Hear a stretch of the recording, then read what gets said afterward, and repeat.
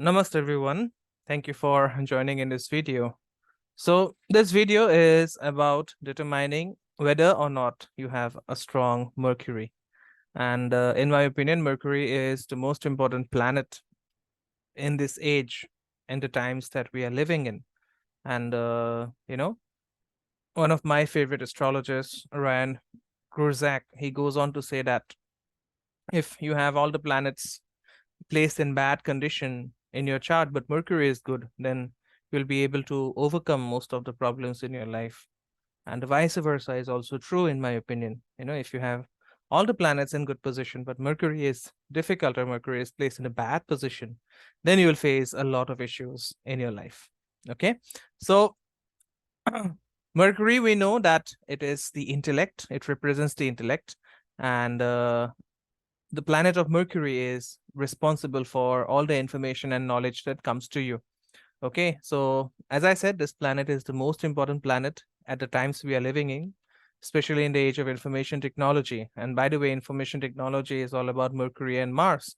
And now, as we see, artificial intelligence is taking over, human intelligence, and artificial intelligence is nothing but Mercury and Rahu.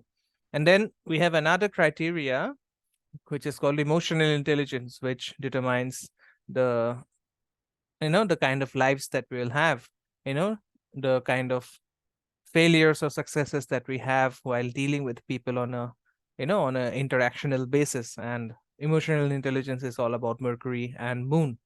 Okay, but then as I said, Mercury is the it is the prince.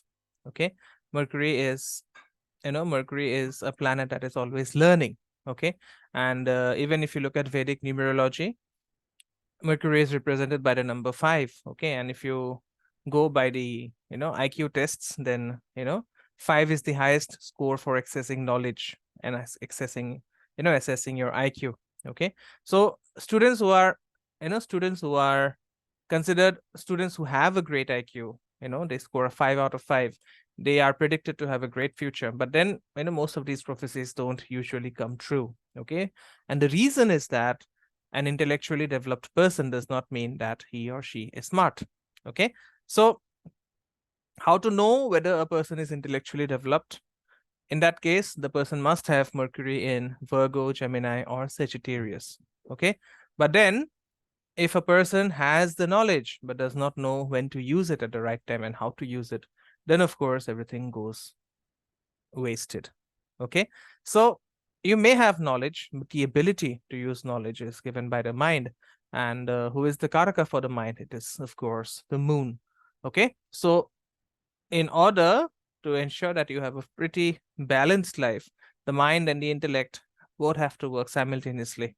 Okay, and as I said, the moon or the mind, it represents the ability to link together perception and information, process the same, and apply it in our daily lives.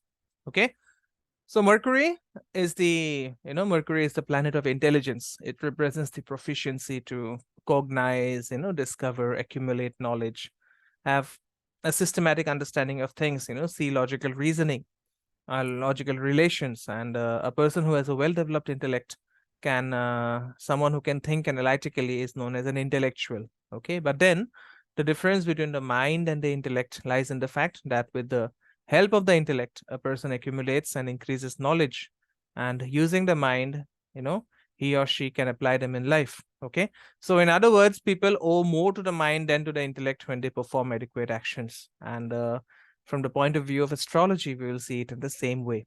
Okay, so the position of Mercury in your chart will show how you store ready-made information, and how equipped you are with ready-made answers. But then in an emergency, okay, astrology is a snapshot, but real life is all about experience. So in an emergency, when a change of circumstances requires an important and urgent decision to be made, intellect or Mercury can never replace the mind or the moon.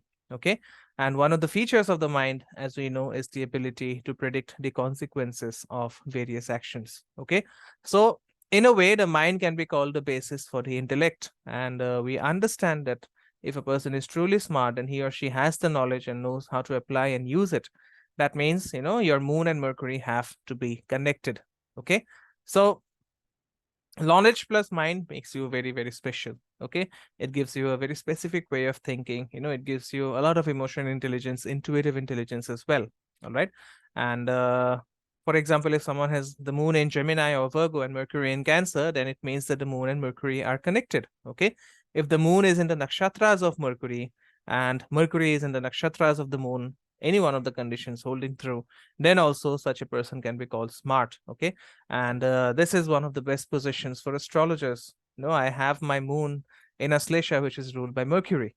Okay. So as I said, everything that I'm saying in this video does not mean that you do not need to develop your intellect and study something in depth.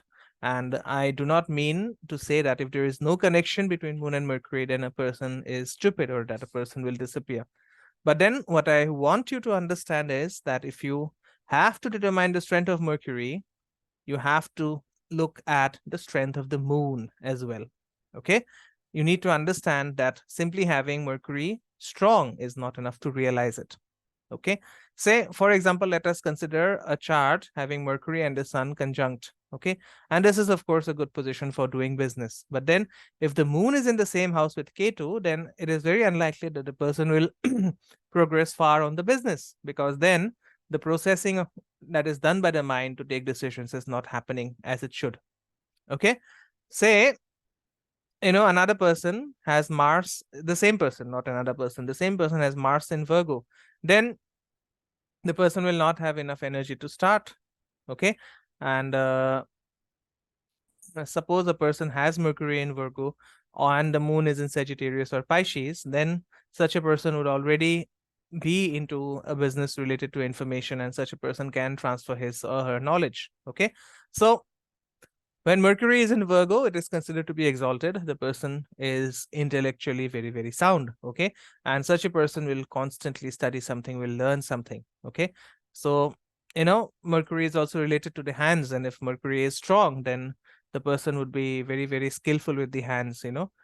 Such a person would construct and develop his or her brain and so on. Okay. So, but then if there are no provisions in the chart to help apply the intellect, then it is just knowledge without any use.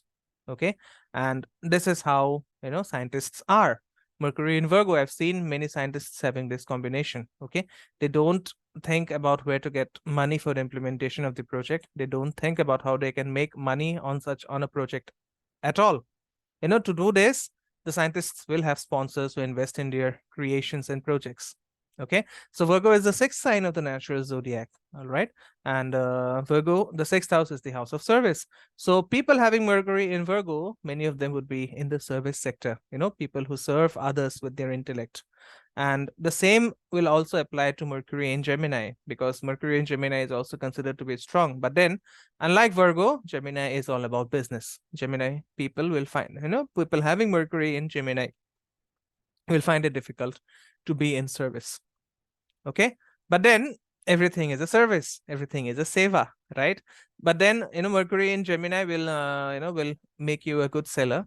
And sellers are always needed in any field, whether you're selling your skills, whether you're selling your knowledge, whether you're selling your expertise. Selling is required everywhere. And people having Mercury in Gemini, they are very gifted. They will have a lot of ideas, thoughts, knowledge, and they will have a lot of tasks to complete. But the defect is that they will not really know how to finish where they started. Okay. So in short, if you want to see how strong your Mercury is, you have to look at the strength of your moon. Okay. And once you have assessed the strength of the moon, you also have to look at the strength of Jupiter, because Mercury is always about learning.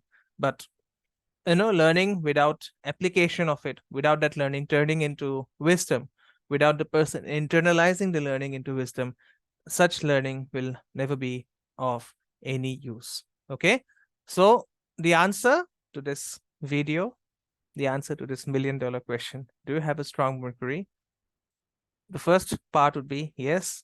You have to see whether Mercury is strong, whether Mercury is in its own house in Gemini, whether Mercury is in its own house in Virgo.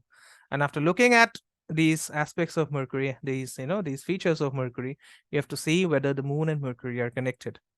If so, very good. If not, are moon and Mercury, is the moon strongly placed so that the person can apply the knowledge, whatever he or she has acquired.